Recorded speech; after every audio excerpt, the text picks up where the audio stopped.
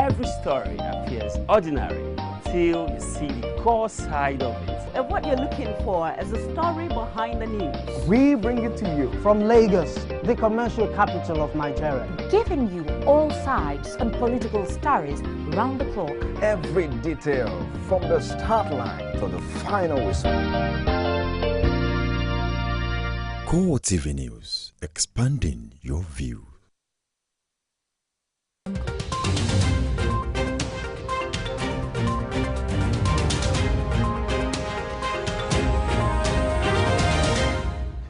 Hello, good evening. Thank you for joining us on CoreTV Primetime News. I am Frank Omalape. Our top stories tonight.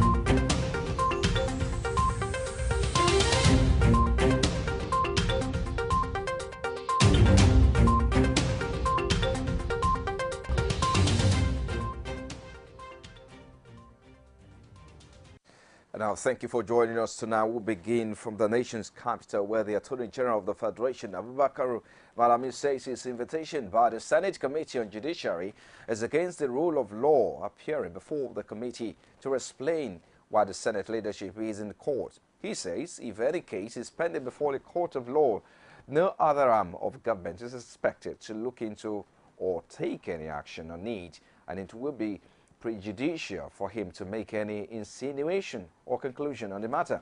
Correspondent Jamila Fegwa brings us aspects of his appearance before the committee. The AGF states that as the #1 law officer, he has the constitutional mandate to sustain the democratic process in line with Section 174, subsection 1. The case that was instituted against the leadership of the Senate by his office was instituted at the instance of some serving senators, and according to him, it was instituted after a police investigation. In as much as the Senate is not a party to that case, the Senate has the latitude and privilege to comment without sanctions. But for the AGF, that comment is not possible against the background of the principles of sub judice.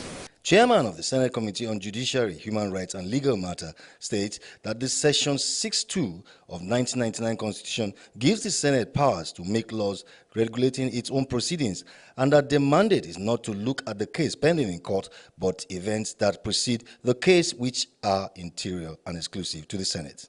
Reacting further, the AGF states categorically that his decision was based purely on public interest and the interest of justice and does not amount to dabbling into the affairs of the Senate.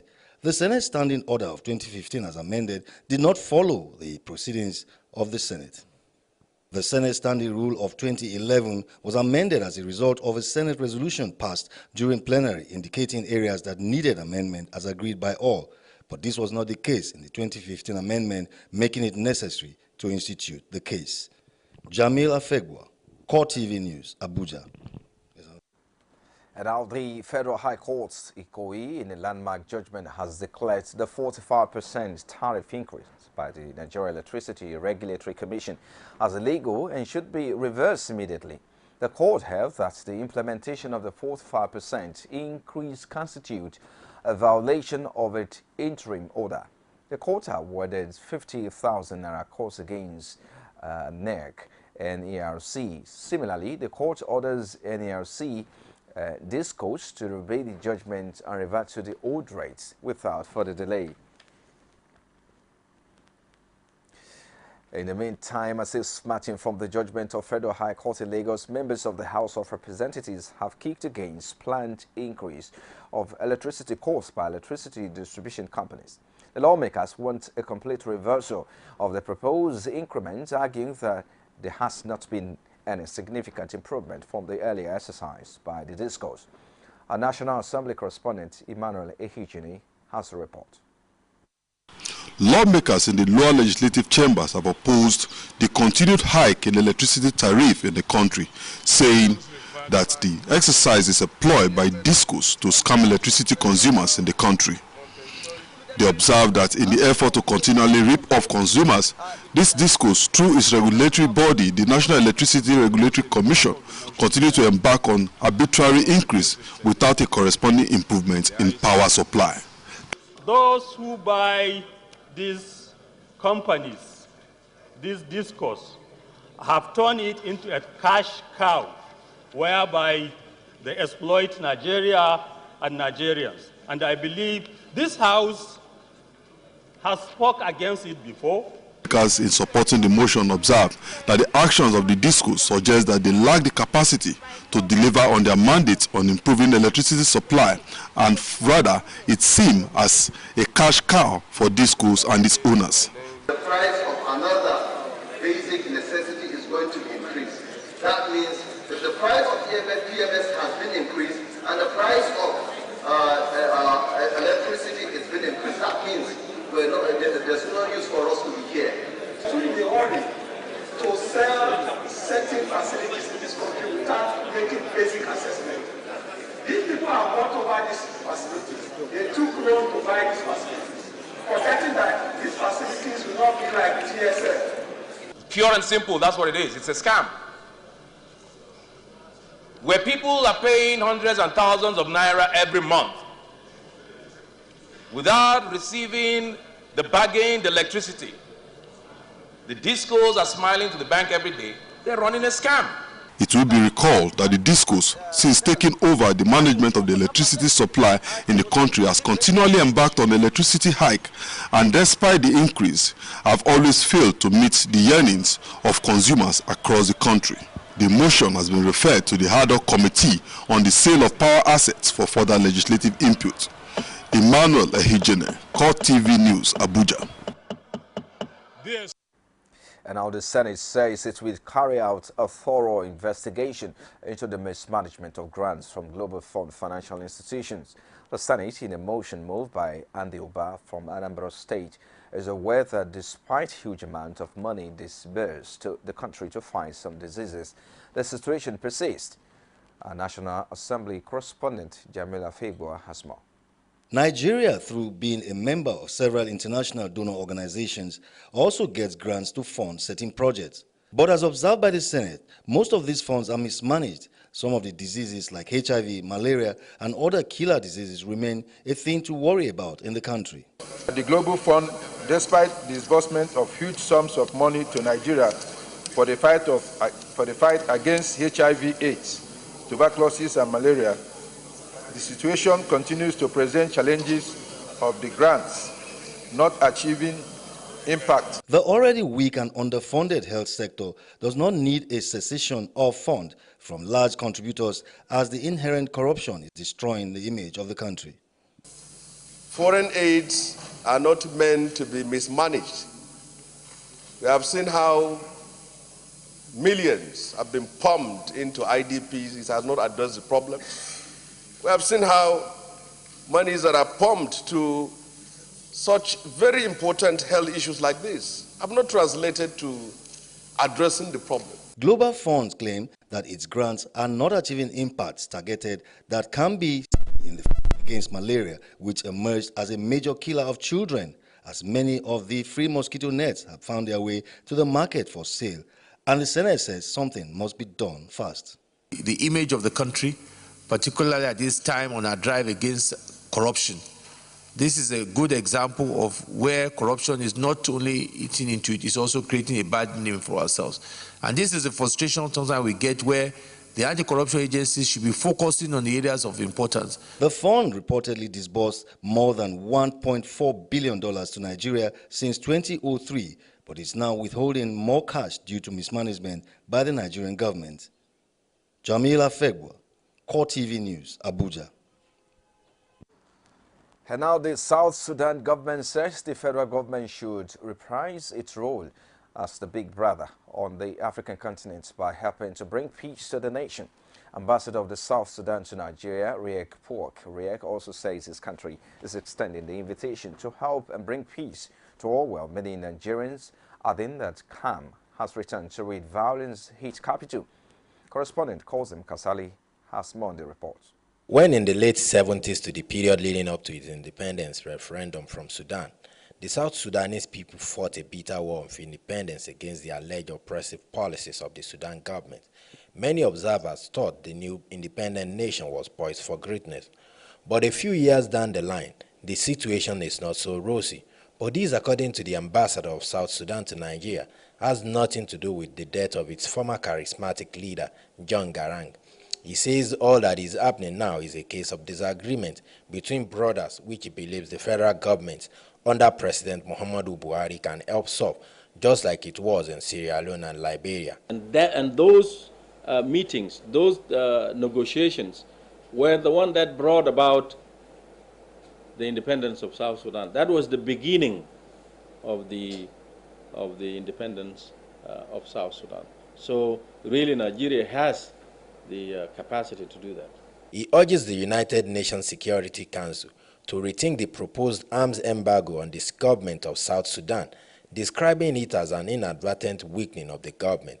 He says the decision to begin the process of sending more troops to South Sudan should be stopped, as the 12,000 troops currently in the country are enough to do whatever the United Nations intends them to do if they are properly utilized. We are calling on the Security Council not to send additional troops, because at this point the United Nations has over 12,000 troops in South Sudan. So when our efforts is to demilitarize the country, not to add to the militarization of the country. He also charges the African Union to do more to bring peace to South Sudan, but adds that the current violence was as a result of indiscipline in the ranks of the SPLA-IO, but notes that calm has returned to the country. Kazim Kasali, CoreTV News, Abuja. And now the federal government is set to build ranches for herdsmen as part of measures to address perennial herdsmen of farmers' clashes. Men of the Nigeria Security and Civil Defense Corps, NSCDC, and other security agencies will be trained to protect the ranches from being looted by hoodlums. Minister of Agriculture and Rural Development Audu Ogbe, speaking at the inauguration of an inter-ministerial committee on security, says due to the challenging times, the government will protect investment. Ogbe says government will curb herdsmen farmers to assure indigenous and foreign investors of the safety of their investment. In the meantime, the federal government has expressed its support for regional initiative geared towards eliminating the scourge of piracy and maritime crimes, especially in the Gulf of Guinea. This is contained in a statement by the head corporate communication team of the Nigerian Maritime Administration and Safety Agency, NIMASA, Lami Tumaka, on Wednesday in Lagos. In a statement, the Director General of NIMASA, Dakoko Petusai, says the ongoing International Maritime Organization for Western Central Africa sponsored integrated sub-regional Coast Guards function network in Brussels, Belgium. Petusai, leader of the Nigerian delegation to the IMO and MOWCA meeting, says that Nigeria's position is premised on the fact that crime at sea, especially in the Gulf of Guinea, is almost always transnational. Dakoko Petusai says that a regional integrated approach was most suited for checking the menace, addressing delegates at the conference. Petusai says that Nigeria, with the longest coastline in the continent, is mostly affected by the activities of these criminals. Time News. We'll take a break now. We'll be back with more stories after this break. Join us again. Every day, every hour, and every minute, news break in Nigeria. Things happen so fast, it's most times difficult to track and comprehend them. But that's what we do right here on Digit 360. 2015, would you want to come back again? It's like asking Jesus Christ if he knew he was going to die, will you want to come back as the savior of the world again? We do not just help you track the stories, we break them down, explore all the angles, analyze the issues so that you can fully comprehend the stories and use them to make the right decisions.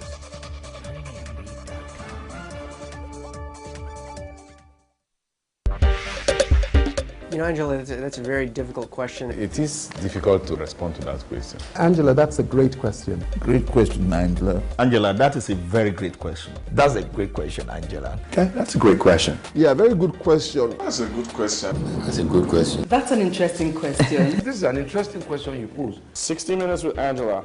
Again, answers to every question you always wanted to ask.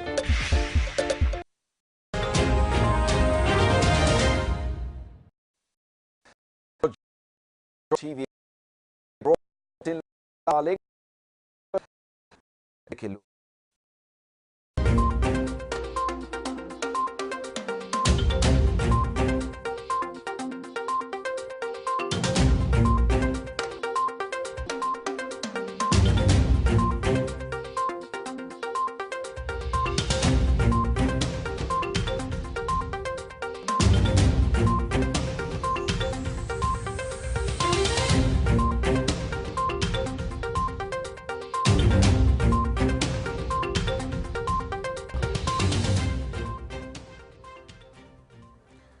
We do want to remind you that all our top stories can be found on our social media platforms, facebook.com/CoreTV News.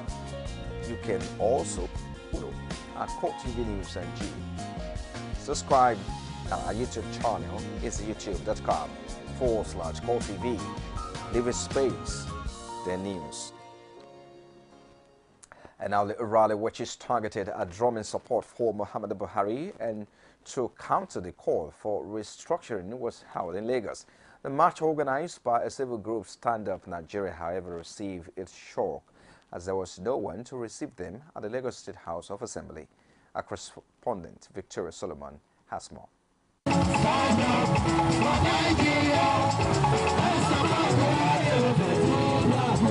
The march, which tagged all ethnic nationalities to kick against the recent call for restructuring and to drum support for President Muhammadu Buhari, as various renditions were made in praising the president.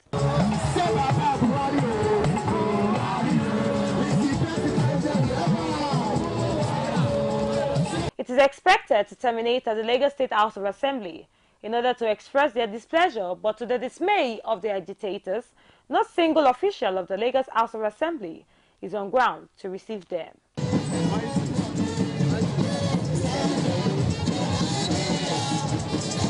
The wait, however, continued at Lagos House, the seat of the state government.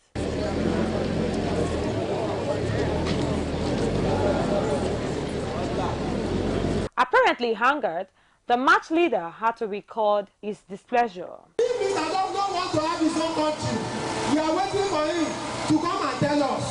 That's why we will remain here. As the situation clearly remains, the letter had to be read with or without being submitted. The call for restructuring of Nigeria have reached a standard point where just any person capable of expression has joined the clamor for restructuring. This is why we are here today. While the message against restructuring may be passed, it should be recalled that the Vice President has debunked the rumor on restructuring of Nigeria. Victoria Solomon, CoreTV News, Lagos. And now let's move away from there now. Experts on drug use drawn from different regional organizations have enjoined ECOWAS member countries to strengthen their law enforcement agencies to check the rising cases of drug trafficking within the sub-region. Representatives of the organizations made the call in Abuja at the meeting of the technical expert of the West Africa Epidemic and Epidology Network on drug use. Correspondent Marcelo Kafo was there and brings us more. The West African sub-region is said to be the highest transit point for illicit drugs, and the experts here want the heads of states in the region to brace up to this developing phenomenon. The fate of the menace is also said to be high among the youths, and that it contributes to criminal behavior and other social vices. According to the experts, the objectives of the meeting are to promote interagency collaboration to generate strategic information for policy decision-making on how to control movement of illicit drugs among the ECOWAS member states. The main purpose of this meeting is to work with our member states to make sure that we collect, collate, and analyze data on drug use and abuse. The drug situation in general is globally evolving. And as I was saying in my opening remarks, some years ago we were talking mainly, when we talked about drugs, be it production, be it trafficking, or be it use of drugs, we mainly talked about cannabis. In Latin America we talked about cocaine, and in Asia we talked about heroin. Say there is need for coordinated approach from the health and law enforcement sectors for rapid response to address the challenge within the sub-region.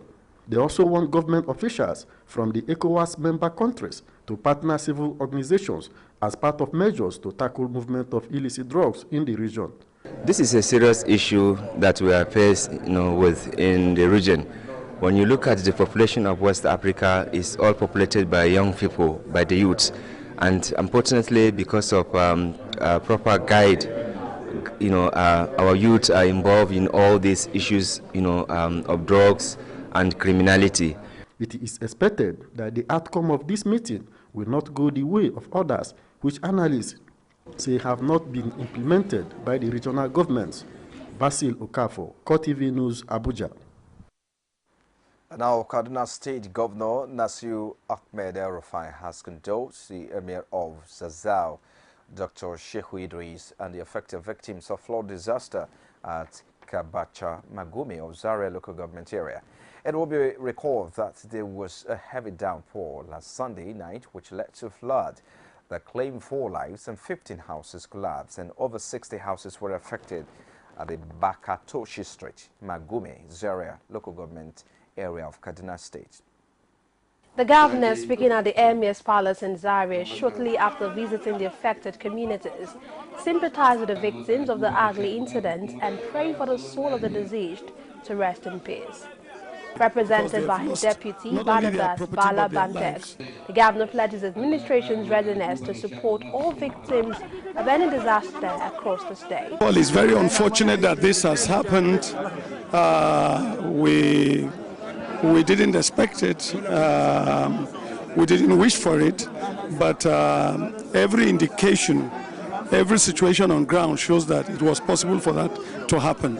The governor also directed the State Emergency and Management Agency to immediately go around affected communities and ascertain the level of casualties and victims of the recent disaster for prompt assistance, as the government will put back all destroyed structures and bridges in the area.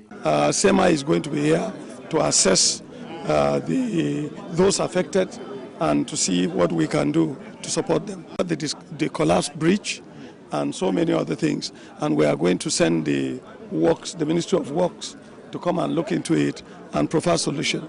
Responding, the Emir of Zazzau, Shehu Idris, who spoke in Hausa, thanked the state governor for sympathizing with the people of Zaria and appealed to the state government to set up a committee that would ensure that assistance reach affected victims. On his part, the Executive Secretary, Kaduna State Emergency and Management Agency, confirmed that 4 lives were lost and over 15 houses were also destroyed. Well, it's an unfortunate incident. It was a heavy downpour that lasted for almost 2 hours. As a result of that, at least 4 lives were lost. A woman and her 3 kids died in that incident. It is very, very unfortunate. SEMA both attributed the flood to erection of structures and waterways and cautioned people against such acts to save their lives and property, adding that citizens should desist from dumping refuse in places that will block drainages. And our rural community in Taraba are in the process of reformation as developmental strategies are underway for grassroots settlers. Our correspondent Udwa Godwin reports that the state governor Darius Ishako disclosed his plans for rural communities in the state while having an interactive session with the special assistant and advisors appointed in the state.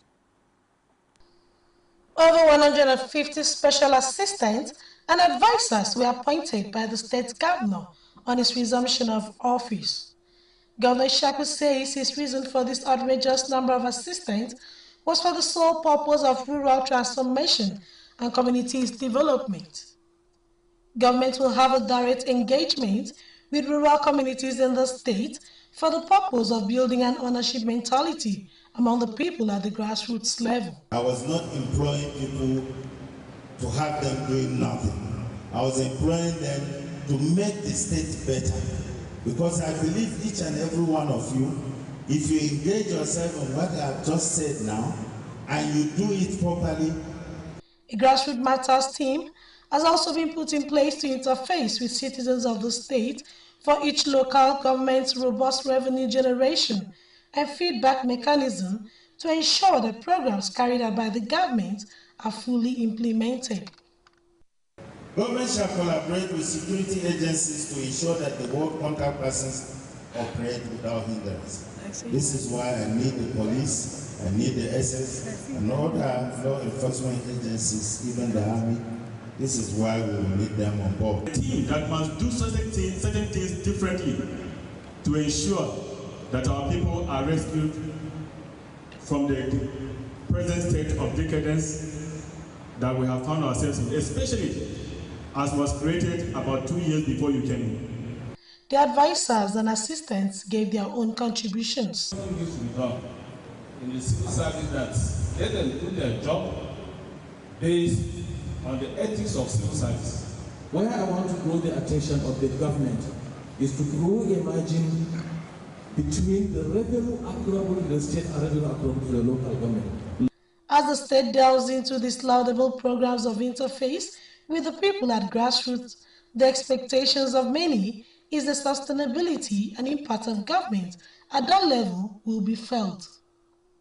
Udwa Godwin, CoreTV News, Jalingo.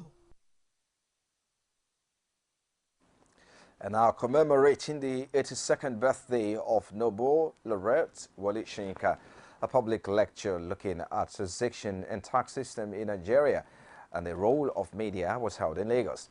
This, according to the organizers, is pertinent to bring to fore the role of investigative journalism in exposing various anomalies engendered in Nigeria's tax regime. Correspondent Akiobake reports.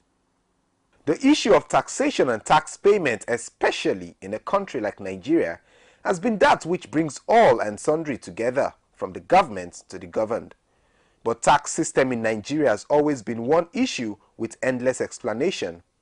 To this end, the Wole Soyinka Center for Investigative Journalism, in its 8th public lecture to mark the birthday of that Nobel laureate, Wole Soyinka, deems it fit to treat the topic tax education and the role of the media. Speakers and experts first speak on why tax system in Nigeria remains cumbersome. The 1999 Constitution was not drafted in such a way that would determine specifically who should legislate on VAT and who should do the administration. Adebimpe also opines that foreign strategies cannot be used to solve indigenous tax issues. Where we bring in foreigners to come and help us to tweak our tax systems, we are playing with fire. That's my opinion, and I stand by it. We have various tax experts in the country that have proven their mettle. The KPMGs, the PwCs are all Nigerians. Focus thus shifts to journalists on how to make the awareness of taxation and tax system in Nigeria. The media could do more in tax reporting, and by so doing it will assist in nation building and in attaining what historians, activists, and journalists call Nigerians' manifest destiny. As it stands, the government is called to make multiple taxation in Nigeria a thing of the past, while Nigerians are thus encouraged to pay their tax at this crucial time in Nigeria's economy. Akiobakeye, CoreTV News, Lagos. And I'm Nigeria's Minister of Information and Culture, Mohammed. The Nigerian government is very determined to create an enabling environment for the entertainment industry to thrive. The state is in Kaduna State while speaking at a concert and fashion show organized by the creative to promote the Arewa culture. The concert and fashion show, organized by a group of entertainers known as the Arewa Creative Industry, the first of many others which is part of efforts at reviving the entertainment industry and promoting the culture of northern Nigeria.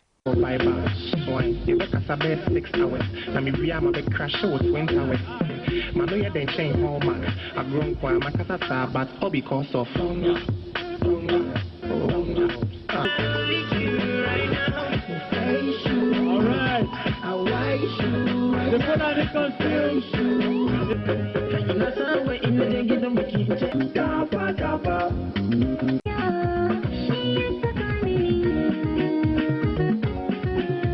Information and Culture Minister, represented by a director in the ministry, says ensuring the industry gets all the support it needs remains the topmost priority of the APC-led administration. Do the best you can. We, on the government side, we will encourage you.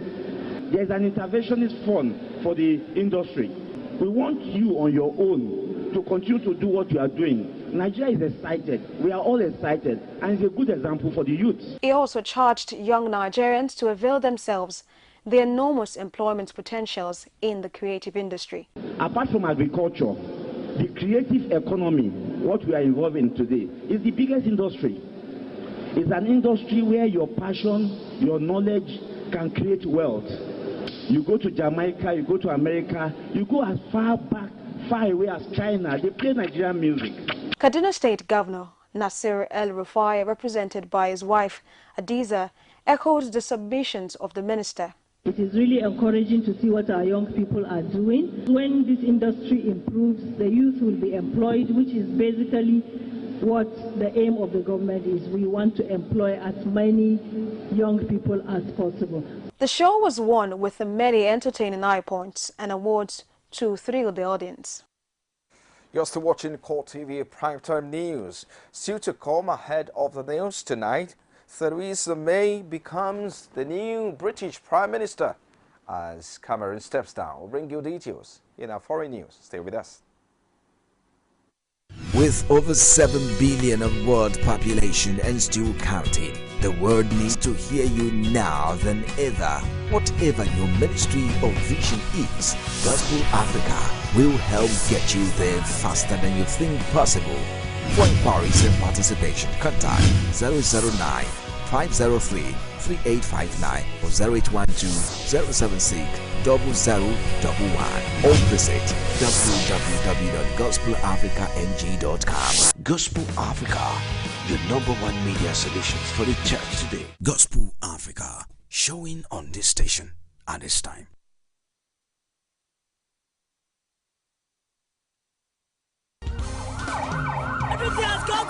CoreTV News now live on all Androids. Welcome to CoreTV Primetime News. Download CoreTV News app from your Play Store. Click on the menu to see all our top stories from politics, sports, business, foreign news and live TV to watch us live on your mobile. I want to know why I should be believing them. You can also click on video to see all our YouTube videos. CoreTV News, a 24-hour news station.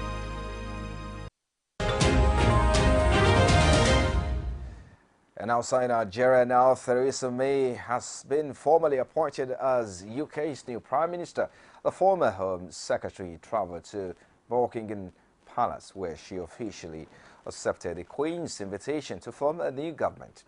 With these, she becomes UK's second ever female Prime Minister after Margaret Thatcher in his farewell statement outside Downing Street. Cameron said May would provide strong and stable leadership and wished her well in her negotiations with the EU. Before May's visit to Buckingham Palace, the Queen accepted Cameron's resignation as Prime Minister. One of May's first tasks will be to appoint her new ministerial team. I have just been to Buckingham Palace, where Her Majesty the Queen has asked me to form a new government, and I accepted. In David Cameron, I follow in the footsteps of a great modern Prime Minister. Under David's leadership, the government stabilised the economy, reduced the budget deficit, and helped more people into work. Meanwhile, David Cameron has been given a standing ovation by Conservative Prime Ministers after his final Prime Minister's questions. Defending his achievements in office, he said there has been many amazing moments during his 6 years in power. The Prime Minister, who will go to Buckingham Palace later to tender his resignation to the Queen, told the audience, he will miss the role of the crowd. Home Secretary Theresa May is preparing to succeed Cameroon later after her own audience with the Queen. May is expected to name her own front bench team after taking over. Now, Egypt has dismissed Amnesty's accusation of the government using abduction and torture to crack down on dissent. Amnesty International reports that hundreds of Egyptians have been abducted and tortured by the country's security services as part of a clampdown on dissent since early 2015. The report reveals a trend of disappearances at the hands of the state, targeting students, political activists, and protesters, including children as young as 14. In a statement on its official Facebook page, the Egyptian Foreign Ministry dismissed Amnesty's report, describing the group as biased and driven by political agendas. Egyptian authorities have previously denied the practice torture, but say there have been isolated incidents of abuse and those responsible have been prosecuted. And now Japan's Emperor Akihito has announced his intention to abdicate in the coming years. The 82-year-old, who has had health problems in recent years, reportedly does not wish to remain emperor, and he has to reduce his official duties. He has been held of state for 27 years, and his abdication would be an unprecedented move in modern Japan. His eldest son, Crown Prince Naruhito, 56, is next in line to succeed him to the Chrysanthemum throne. The emperor plays a largely ceremonial role, but is respected deeply by many Japanese and has been admired for distancing the monarchy from its association with the aggressive nationalism of World War II.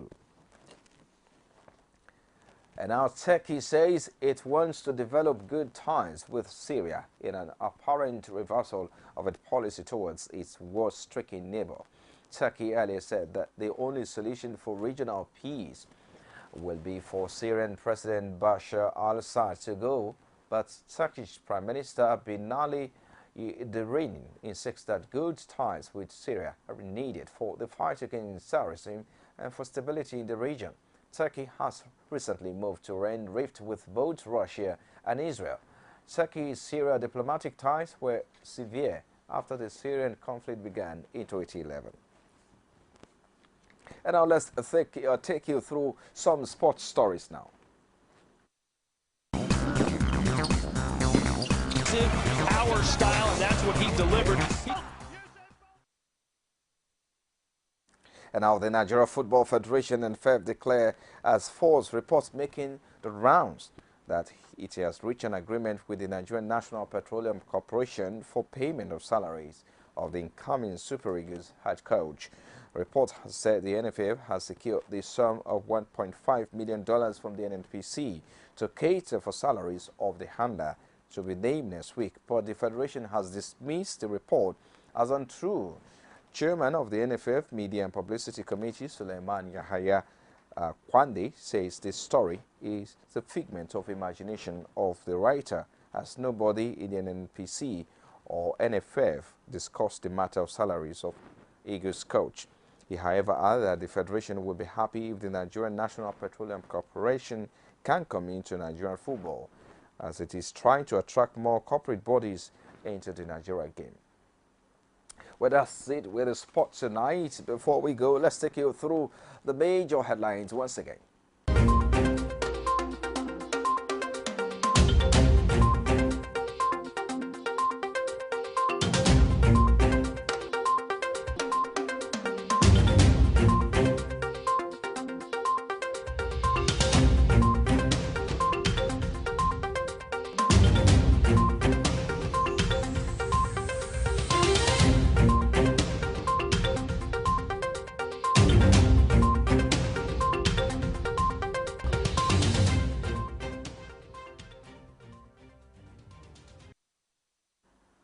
And that's it been tonight on our Primetime News. Thank you for sharing your evening with us. I am Frank Komalape on behalf of everyone here. Have a good night rest.